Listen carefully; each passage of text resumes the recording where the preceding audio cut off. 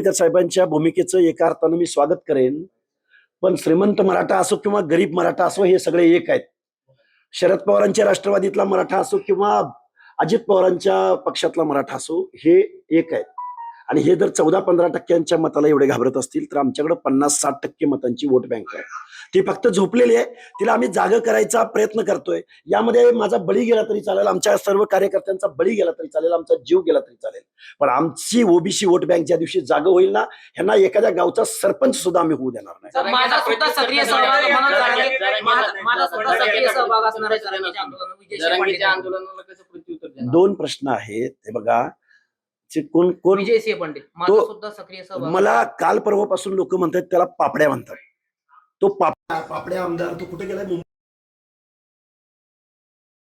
दे ना आमदारकीचा राजीनामा, हो ना सहभागी, कारण आम्ही सुद्धा मतदान दिलंय. कारण तू महाराष्ट्राच्या विधिसभेमध्ये शपथ घेतलीस, त्या शपथेचा भंग केलायस तू. कायद्यानं तुझं निलंबन झालं पाहिजे. आणि तुला काय जरांगेची काय चाटायची ती चाट, पण पहिला आमदारकीचा राजीनामा दे आणि मग तुला काय आंदोलनात रात्रंदिवस सहभागी हो.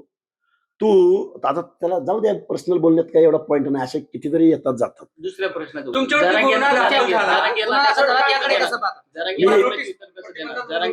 हे बघा, हो हो, आम्ही जेलमध्ये जायला तयार आहोत. आम्हाला अटक करा, आम्हाला अटक करा. आणि ही जी तत्परता आमच्या बाबत दाखवताय, ही तत्परता त्या अनपड अशा जरांगेच्या बाबतीत दाखवा ना. रोज मुख्यमंत्र्यांची आयमाई काढतोय. काय रे तुमची तत्परता दाखवताय तुम्ही? 5 मिनिटं अगोदर नोटीस हातात टेकवताय आणि गुन्हा दाखल करताय. हा जरांगे गेली 2 वर्ष झालं महाराष्ट्राच्या मानगुटीवर बसलंय. 28.5 किलोचं भूत.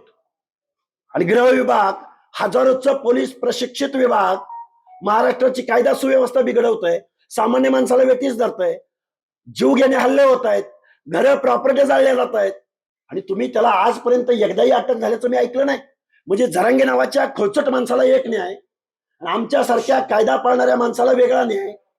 म्हणजे कायद्यामध्ये पण दुजाभाव आहे का? आरक्षण द्या नाही तर सरकार उठवून टाकू असं थेट जरांगे म्हणतात. जरांगेकडे किती आमदार आहेत? जरांगेकडे किती आमदार आहेत सरकार उलटवायला? किती आमदार आहेत सांगा? उलटवू द्या, परत निवडणुकीला सामोरं जाऊ. आमच्याकडे वोट बँक नाही. अरे 14-15% कुठे तुझी हलगी वाजवतोय? इथं आमच्याकडे नगारा आहे, नगारा. नगारा ज्या दिवशी वाजेल ना, असमंत उजळून निघेल. त्यामुळं आम्हाला जास्त छेडायच्या भानगडीत पडू नका. मुख्यमंत्री देवेंद्र फडणवीस त्यांना इशारा दिलेला आहे, लोकशाही मार्गाने आंदोलन करा. हे बघा, तुम्ही आता प्रश्न विचारला. खरं तर मी त्या आमदारावर एवढं बोलणं योग्य नाही असं मला वाटतंय. तो गेवराईचा आमदार आहे ना, कालपासून मला कॉल येत आहेत. नदीच्या पात्राची चाळण केली या माणसाने. गोदा पात्रामध्ये हा माणूस वाळू चोर म्हणून प्रसिद्ध आहे. आणि आता त्यांचे जे गुन्हे दाखल झालेले आहेत हे सगळे रेती सम्राट आहेत. मग माझं म्हणणं एवढंच आहे की इथला नैसर्गिक रिसोर्स, इथला गोदा नदीची चाळण करणारा गुंडा आमदार, निवडणूक जिंकणारा, या माणसावर तुम्ही काय कारवाई करणार आहात? त्याच्यावरती मी नंतर नक्कीच येईल. आत्ताची आमची आरोपी कोण होते? अरे हे आरोपी सगळे वाळू माफी आहेत. सगळ्यांचं माझ्याकडे त्यांची हिस्ट्री आलेली आहे.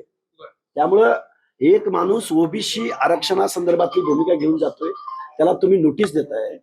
आणि वाळू माफियांना मात्र करा ना अटक. त्यांना पण त्यांचे काय गुन्हे आहेत, पोलीस प्रशासनानं ही तत्परता दाखवली पाहिजे. जरांगेंना प्रत्युत्तर कसं देणार तुम्ही?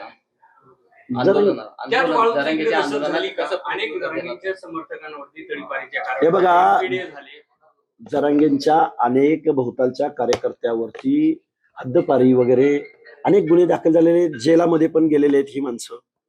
आणि जरांगे मुळात यांच्या या चांडाळ चौकडीमध्ये बसणाराच जरांगे आहे. जरांगेला संविधान काय कळतं? जरांगेला दलित आदिवासी, जरांगेंना ओबीसी काय कळतं? जरांगेंना आम्हाला कायम म्हणतो की ह्यांचा ओबीसी आरक्षणाचा काय संबंध आहे? आम्ही ओबीसी आरक्षणामध्ये येत नाही. त्यामुळे हा एवढा अनपड माणूस आहे, ह्याला साधा कॉमन सेन्स नाही. कुणाला बोलावं, काय बोलावं? मुख्यमंत्र्यांची आयमाई काढतो.